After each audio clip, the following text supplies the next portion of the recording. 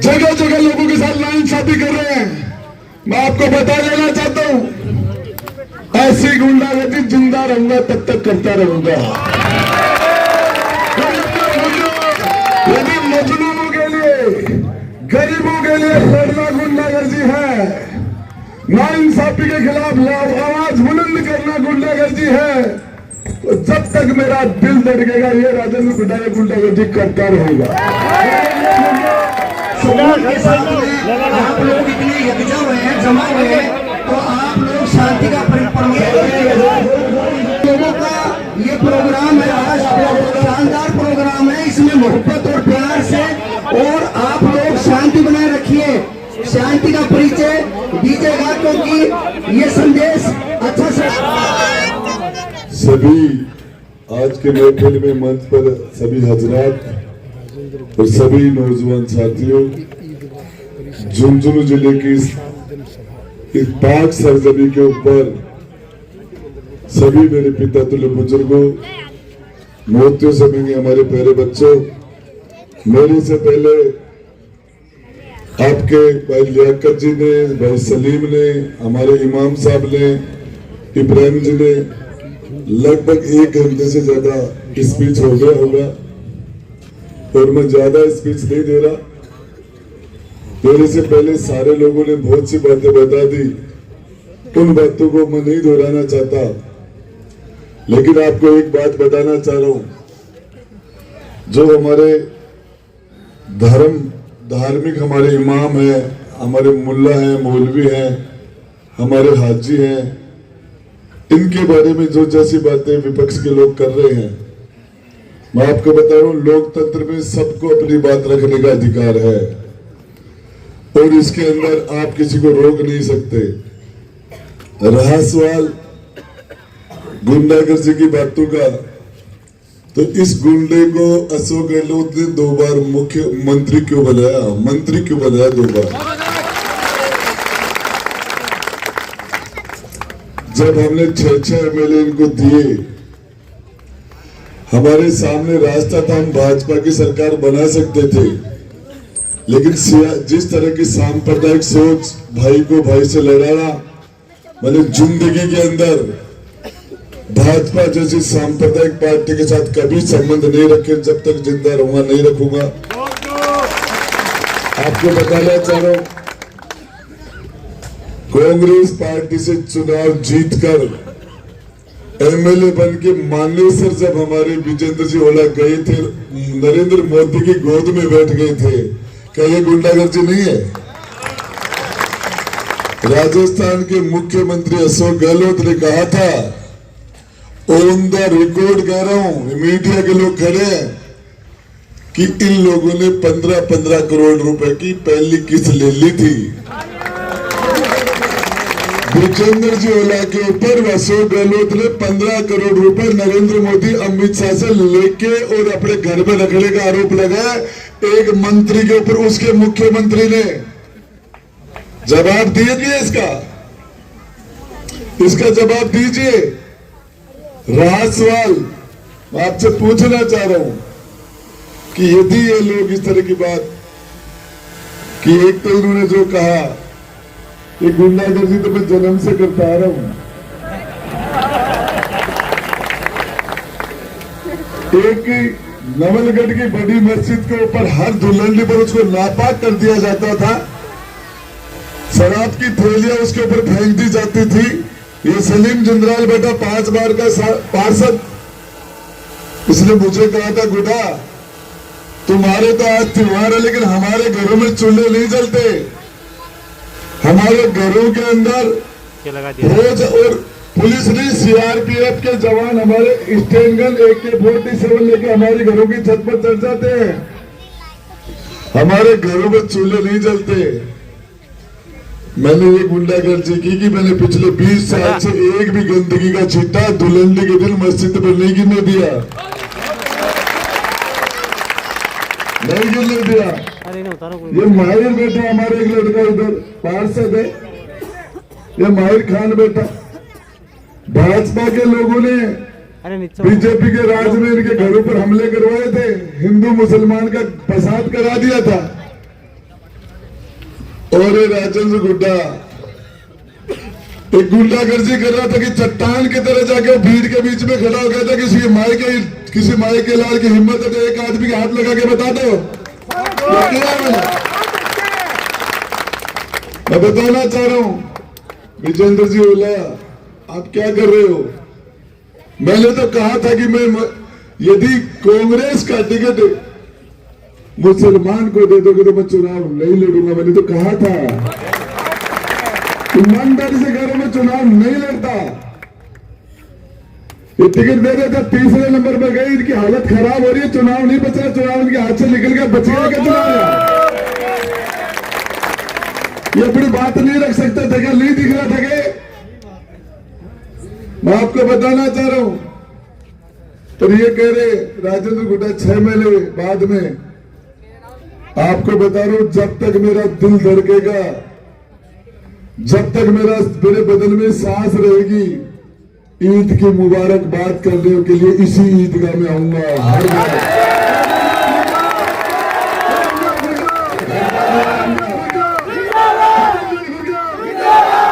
मैं पूछना चाह रहा हूं गुंडागर्दी क्या है। तुम्हारे पिताजी को 4 बार दिल्ली का कैबिनेट मंत्री बना दिया इस आवाम ने, और उसके बाद में आज भी कुरैशी समाज के बच्चे निकलते, गाड़ियां रोक लेते पुलिस वाले और परेशान करते हैं, जगह जगह थानों में बंद करते, 151 में बंद करते। तुम्हारा राज था ये गुंडागर्दी तो तूने की है इस जनता के साथ, इस जनता के साथ, इन लोगों के साथ 2 गला बर्ताव किया जा रहा है। क्या गुंडागर्दी नहीं है क्या। दाढ़ी देख के, टोपी देख के, बुर्का देख के, नाम देख के तुम लोगों को साथ 2 गला बर्ताव करो, सेकंड दर्जे का नागरिक बना के छोड़ दिया तुमने। तुम आसमान की ऊंचाई पर चले गए, इनको जमीन में। मैं पूछना चाह रहा हूं, पिछले 70 साल के अंदर एक मुसलमान इस्लाम के लोगों में से एक चपरासी इन्होंने यदि ओला परिवार ने बनाया तो मेहरबानी करके उसका नाम बताना। अरे विजेंद्र ओला, तुमने असलम डॉक्टर की नौकरी खा गए, गुंडागर्दी नहीं है क्या। तेरे पास इकट्ठे होके गए थे 20-20 पार्षद गए थे, समाज के मौजूद लोग गए थे तेरे पास, बार बार तेरे पास गुजारिश की थी, तेरे से रहम की भीख मांग रहे थे। तूने उस असलम डॉक्टर को घर बैठा दिया, इससे बड़ी गुंडागर्दी क्या होगी। मैं आपको बताना चाह रहा हूं, यदि जिंदा दिल लोग हो तो एक असलम के नाम से विजेंद्र ओला का सदा के लिए समाचार समाप्त हो जाए। कांग्रेस की बात कर रहे हैं, इस कांग्रेस को उत्तर प्रदेश का मुसलमान है, बिहार के मुसलमान ने 35 साल पहले समझ लिया था कि ये कांग्रेस क्या पढ़ा लिखा मुसलमान हो। और उत्तर प्रदेश की 400 में से 2 सीटें हैं विधानसभा में, असेंबली की 400 में से 2 सीटें हैं। मैं पूछना चाह रहा हूं, तुम्हें एमपी बने, तुम एमएलए बने, तुम जिला प्रमुख बने, तुम सबको मंत्री बने, तुम दिल्ली के मंत्री बने, इनको क्या मिला। अरे वापिस क्या दिया। एक सरपंच कभी तुमने किसी अपने वोटों से किसी मुसलमान को बनाया तो मेहरबानी करके उसका नाम बताना। ये हाकम फतेहपुर के अंदर जो एमएलए बना, हमारे वोटों से बना, तुम्हारे जाट के सामने लड़ रहा था, इसके सामने बीजेपी का। डीडवाड़ा के अंदर यूनुस एमएलए बना, हमारे वोटों से बना। जाट मुसलमान तो आमने सामने लड़ रहे थे, फैसला तो हमने किया था। एक अयूब खान के पास यहाँ कांग्रेस का टिकट था, कांग्रेस से एमपी बन रहे थे, आपने उससे मुसलमान के हाथ में से कांग्रेस छीन के एमपी बन गई। ये गुंडागर्दी किसने की। तिवाड़ी कांग्रेस बन गए तुम, और तुम उस टाइम में एक मुसलमान के हाथ में से कांग्रेस की पार्लियामेंट की सीट सदा के लिए खोज छीन ली तुमने। क्या ये गुंडागर्दी नहीं है क्या। मैं पूछना चाह रहा हूं, मेरी नजर के अंदर मुकलगढ़ के अंदर गरीब धोबी का मैंने 22 साल के बच्चे को जिस तरीके से बेरहमी से कत्ल किया, रात को 2 बजे में खड़ा था वहां, क्या उस बच्चे ने तुम्हें वोट नहीं दिया क्या। क्या तुम्हारी जिम्मेदारी नहीं बनती क्या। क्या उसके बाप उसके पिता 6 दिन 5 दिन तक नवलगढ़ थाने और नवलगढ़ थाने के बीच में चक्कर काट काट के उसे उस मजलूम को हद कर दी, तो मुझे परेशान करने की मुकलगढ़ थाने और नवलगढ़ थाने के बीच में चक्कर निकालता रहा। आपने क्या किया उसको आंसू पूछने का काम क्यों? मुसलमान नाराज नहीं हो सकता, जाट नाराज हो जाएंगे, इसलिए नहीं जाते। इसलिए ईद बानू की किडनी निकल जाते, नहीं बोलते कि डॉक्टर धनकर नाराज हो जाएगा, जाट नाराज हो जाएंगे। खोरा मेला में इसलिए नहीं बोलते कि जाट नाराज हो जाएंगे, मुसलमान नाराज नहीं हो सकता। जब सलीम के साथ एक गिरदावर बदमाशी करता है, राजकार्य के बाद झूठा मुकदमा लगाता है, तो तुम इसलिए नहीं बोलते कि मुसलमान नाराज हो नहीं सकते, जाट नाराज हो जाएंगे। अरे पीपली चौक में साजिद को अंदर 5 दिन तक अंदर भटक दिया तुमने, और उस मोहल्ले के अंदर तुमने पीपली चौक पर 50 से 40 लोगों के मुकदमे लगा के संगीन धारा लगाई। इनके वालिद बैठे में हमारे सामने, बोले गुड्डा तेरे से उम्मीद है मुझे, तेरे अलावा और किसी से उम्मीद नहीं है। और मैंने इनके सामने बैठ के बात की, मैंने आपके बीच में खड़े के रास्ते झुंझुनू के कलेक्टर से बात की थी, जब तैयब साहब का जब मकान के लिए बुलडोजर गिराने की तैयारी कर रहे थे, तो मामा मतलब मेरी मीटिंग बीच में छोड़ गया था। मुझे क्या लेना देना था? मुझे तो इब्राहिम जी ने बुलाया था, मुझे बुलाया था कि हमारी इज्जत तो सारी जा रही है झुंझुनू की धरती पर, मामला तैयब जी का नहीं है। और मैंने कहा था मोहन बागान जब क्रिकेट की टीम का उद्घाटन हो रहा था कि हम राजस्थान को उत्तर प्रदेश नहीं बनने देंगे, यदि वो बुलडोजर संच करते हम नहीं चलने देंगे। और आपसे विश्वास दिलाना चाह रहा हूं, जिस तरह की ये कह रहे 6 महीने बाद में चला जाएगा, जब तक इस जातिवादी राजनीति का अंत नहीं हो जाता, जब तक इस एक परिवार की राजनीति का अंत नहीं हो जाता, तुम्हारी छाती पर मुंह करूंगा यही झुंझुनू की सड़कों पर।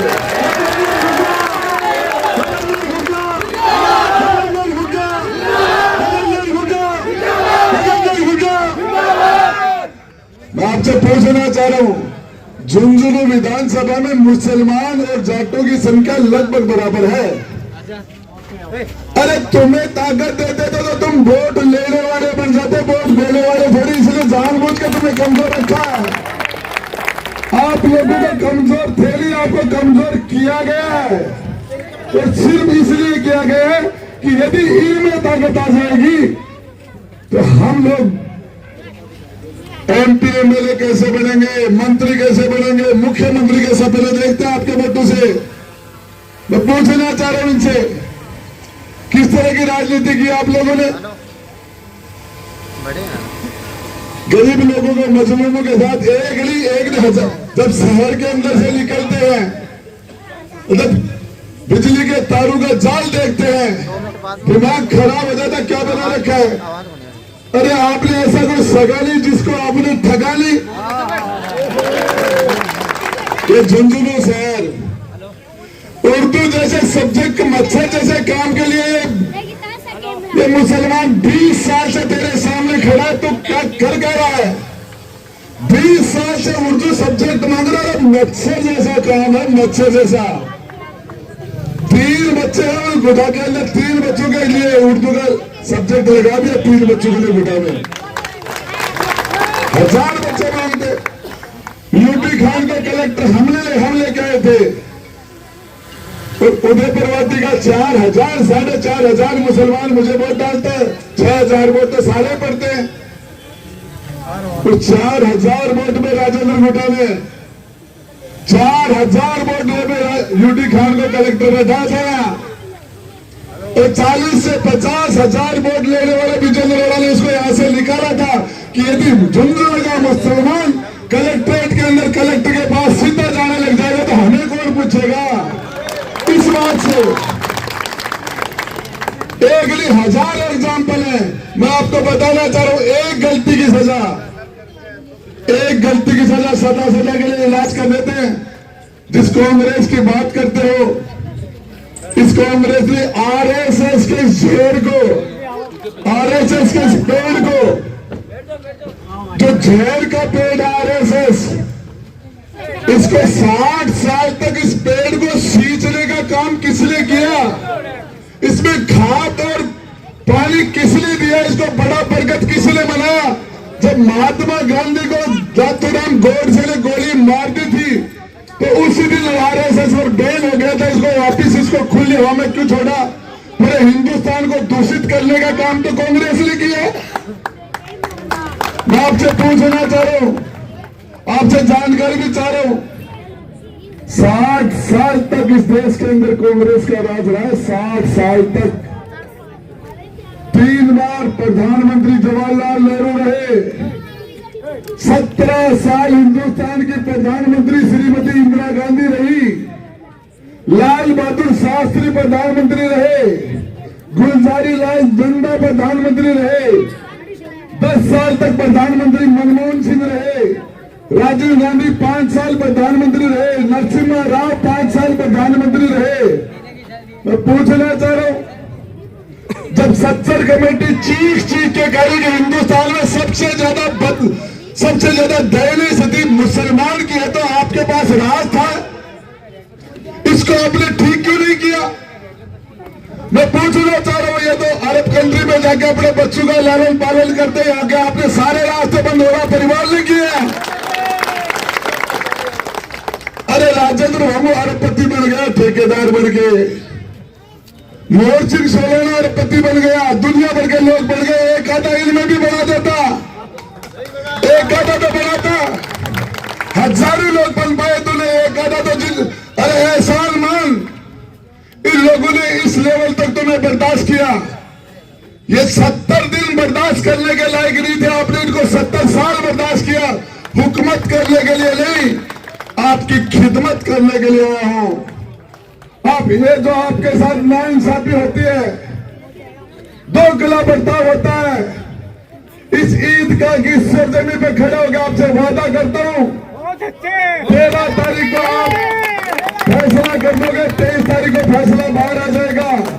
किसी की मां ने दूध पिया तो दोगला बर्ताव करके बता देना 23 तारीख को।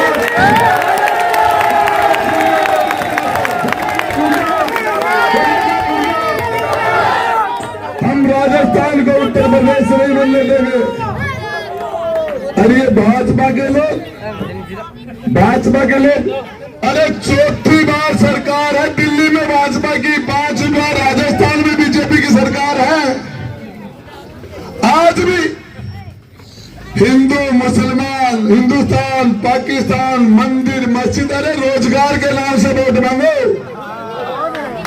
शिक्षा और स्वास्थ्य के नाम से लोगों को काम करके वोट मांगो। तुम्हारी सरकार है, तुम्हारे हाथ में काम है। आपको बताना चाह रहा हूं, मेरा हिंदुस्तान पाकिस्तान से कोई लेना देना नहीं है। देखिए, हम ये जिंदाबाद मुर्दाबाद के चक्कर में नहीं हूं मैं, लेकिन बता दूं कि कोई बच्चे ने बोला नहीं बोला, आप उसको प्रताड़ित करने के लिए कैसे चले जाते हो? क्या ये गैर कानूनी है? क्या गैर संवैधानिक है? इन लोगों ने एक काम किया कि मुसलमान को डरा के रखो, मुसलमान को दबा के रखो। ये परिवर्तन इस झुंझुनू की सरजमी के ऊपर से हम इस बदलाव की घोषणा करते हैं। हम किसी के सामने, हम संविधान के द्वारा हमारे अधिकार है, उनके तहत हम इस चीज को मानते हैं। ये देश हमारा है। आप लोगों के पास 2 चॉइस थी कि आप हिंदुस्तान में रहे या पाकिस्तान में। आपने हिंदुस्तान को चूज किया। मेरे पूर्वजों के पास, हमारे पूर्वजों के पास 3 चॉइस थी।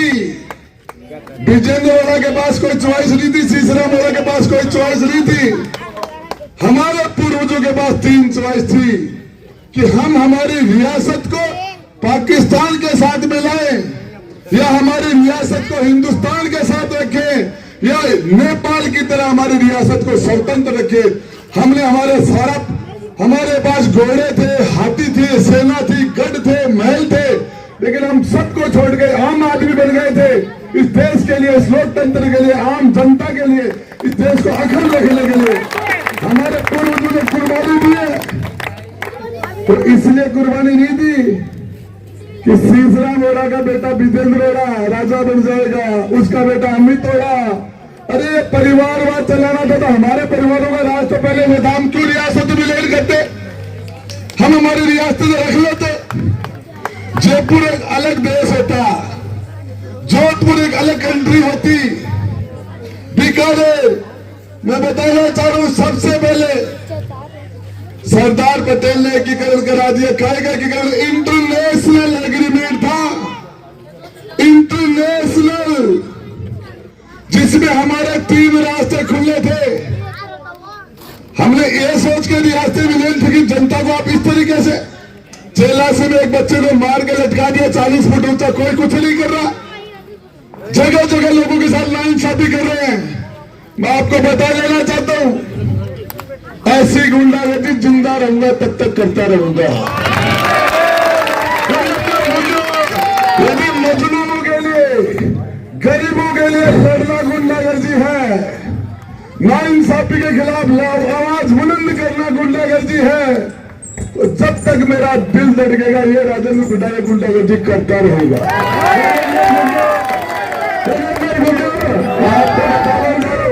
ये कुरैशी समाज, आज आपने जो ये पूरी की पूरी इतनी बड़ी जमात के लोगों को इकट्ठा करके राजेंद्र गुड्डा की ताकत को बढ़ाने का काम किया, मेरी ताकत में अपनी ताकत मिलाने का काम किया। जरूरत पड़े, जिस दिन आपको जरूरत होगी उस दिन खुदा कसम जरूरत पड़ेगी तो आपकी ताकत में ताकत मिला के इतिहास बनाने का काम करेंगे, इतिहास बदल देंगे। किस तरह की किसी को नहीं बख्शा। SC ST के लोगों को आज तक 70 साल में जिन घरों में रहे उनके पट्टे ही नहीं दिए। अरे वो सोनू मेघवाल डिब्बा सर के अंदर वो प्रिंसिपल उसके साथ दादागिरी कर रहा है, उसका जीना हराम कर दिया गरीब की बच्ची का। राजेंद्र गुड्डा वहां भी खड़ा था, गुंडागर्दी कर रहा है, प्रिंसिपल को मौके पर सस्पेंड करवाया।